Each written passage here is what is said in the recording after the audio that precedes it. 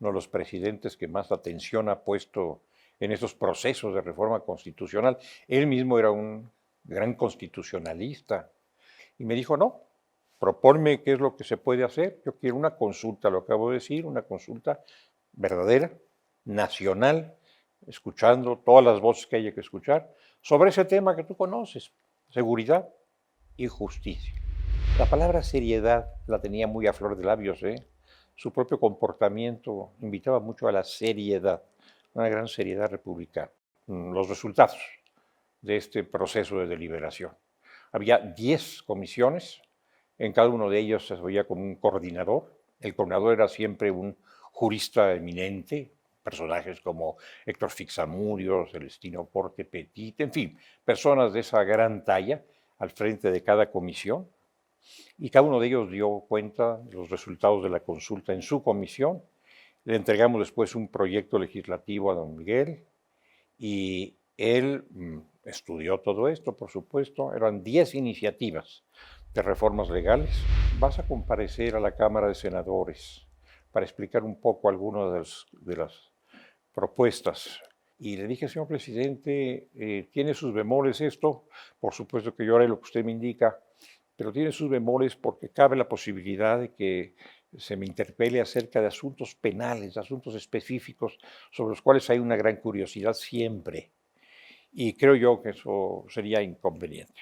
Me dijo, bueno, pues sí, sería inconveniente que tú contestaras. Que te pregunten, pues, que te pregunten, pues es cosa de los senadores, pero tú, pues, sabrás cómo contestar, ¿verdad? La seguridad nunca ha sido fácil en la República Mexicana. Somos un país inquieto y, pues, en fin, siempre ha habido problemas de seguridad y de justicia en materia penal, materias que están muy asociadas. Pero desde luego el ambiente de seguridad en ese momento era mucho mejor que en el actual. Por supuesto que mucho mejor que en el actual. Había que tener cuidado en estos temas, había que manejar con mucha dedicación, mucho esmero las áreas de seguridad. Y él tomó una de las decisiones más importantes en ese ámbito que parecían muy difíciles, que mucha gente cuestionaba, que creía imposible, que fue la supresión del servicio secreto. Yo le había comentado mucho este tema, que él conocía. También doña Victoria Dato le comentó mucho este tema, haciéndole notar que la existencia de un servicio secreto enclavado en la Policía Preventiva de la Ciudad de México era anticonstitucional, vulneraba la misión del Ministerio Público y de la Policía Judicial a cargo del Ministerio Público. Y esto cimbró a las corporaciones, porque era la policía más numerosa. Era una policía que actuaba, bueno, al imperio de sus jefes. Tenía competencia, tenía a veces buenos resultados en materia de seguridad, pero no era un organismo previsto por la Constitución o autorizado por la Constitución. Esta fue una gran medida. No aventurada, bien preparada, bien preparada. Doña Victoria, procuradora del Distrito Federal, y yo, le mencionamos la existencia de algunos casos, no para que él tomara decisiones, porque no era de su competencia, sino para que él estuviera enterado. Las decisiones eran mías, o del otro procurador en su caso. Y este personaje, al que te acabas de referir, sí tenía una larga historia muy oscura, y los casos, los temas estaban muy a la vista. El involucrado, el imputado, no estaba en México, estaba fuera de México y tuvimos que darnos a la tarea de localizarlo, requiriendo para ello la ayuda de otras autoridades policiales, no solamente norteamericanas, sino de América Latina, y finalmente se le consiguió ubicar y se citó la acción penal. Él se manejó como un hombre de leyes. Él insistía mucho en el cumplimiento de la ley, en la juridicidad, de la conducta de las instituciones y de los funcionarios, a través de reformas legales, a través de nuevas codificaciones, de nuevas reglamentaciones, a través de una reorganización al amparo de la ley de todo ese gran sector. Su legado fue el de un presidente que no hace alarde de fuerza, que no grita desde una tribuna o en otros medios que va a poner orden en un ámbito del poder público, pero que lo hace. Lo hace con serenidad, al amparo de la ley.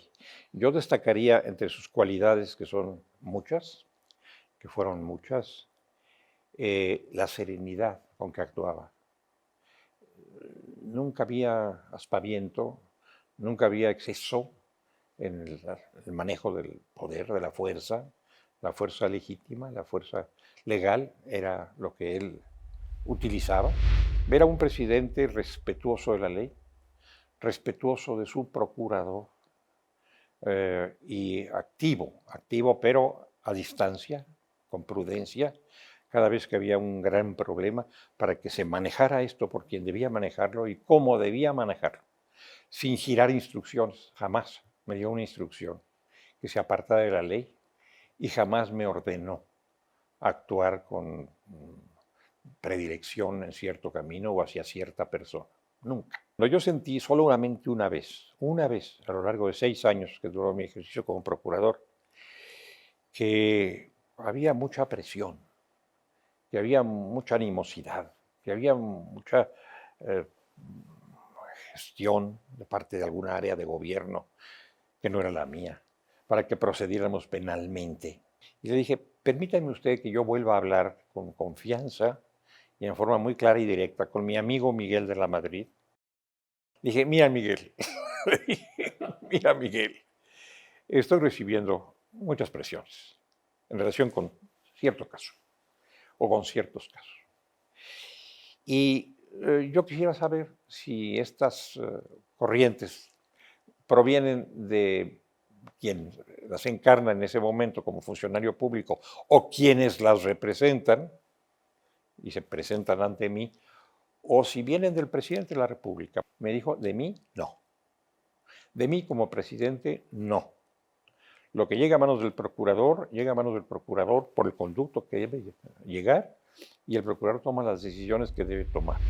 Para la seguridad nacional la amenaza era que crecieran los problemas y se nos desbocaran, se salieran de nuestras manos. En el área de mi competencia había problemas de delincuencia organizada, incipiente todavía, pero lo sabía, ¿no? Estaba el tema del narcotráfico, que siempre viciaba nuestra relación con los Estados Unidos de América. Era un tema constante en nuestro trato, al menos desde la perspectiva de la Procuraduría y también de la Cancillería, como es natural, con los funcionarios de los Estados Unidos de América. Hubo momentos muy difíciles, muy complicados, que alteraron de alguna manera esa buena relación o esa relación fluida con nuestras contrapartes norteamericanas. Uno de esos casos, el más notorio, el más significativo, fue el de un agente de la DEA, destacado en México, conocido como agente de la DEA, que fue secuestrado y asesinado por un grupo delictivo. Inclusive sufrimos una especie de cierre de frontera. Se resolvió el problema inmediato, el problema de crisis, gracias a una llamada que tuvo el presidente de México con el presidente de los Estados Unidos, que entonces era Ronald Reagan, para que se aliviara la tensión y se hiciera una reconsideración de todo lo que estaba pasando. Acabo de hablar con el procurador de los Estados Unidos, con el presidente de los Estados Unidos, y hemos llegado al acuerdo de que se comuniquen los procuradores entre sí, se visiten y revisen esta situación para evitar problemas como los que hemos padecido y resolver los que ya tenemos. ¿Cómo no, señor presidente? Le dije yo, así lo voy a hacer en forma inmediata.